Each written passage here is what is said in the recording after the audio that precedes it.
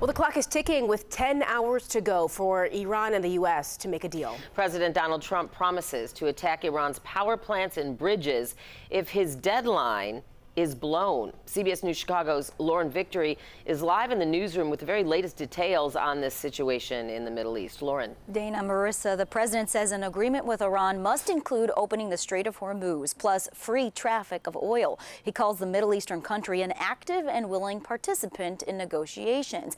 But the president also appears to doubt a deal will happen. He posted this to Truth Social not long ago, quote, "A whole civilization will die tonight, never to be brought back again. I don't want that to happen, but it probably will," end quote. Tensions are clearly high. One Iranian leader is calling on the country's young people to form human chains around power plants that President Trump pledged he would bomb if Iran doesn't come to terms with the United States. U.S.-Israeli strikes continue today with an attack on an Iranian oil export hub in the Persian Gulf.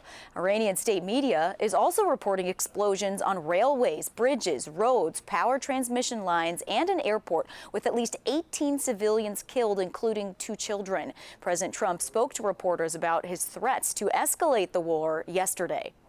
The entire country can be taken out in one night. They would be willing to suffer that in order to have freedom. We've had numerous intercepts. Please keep bombing.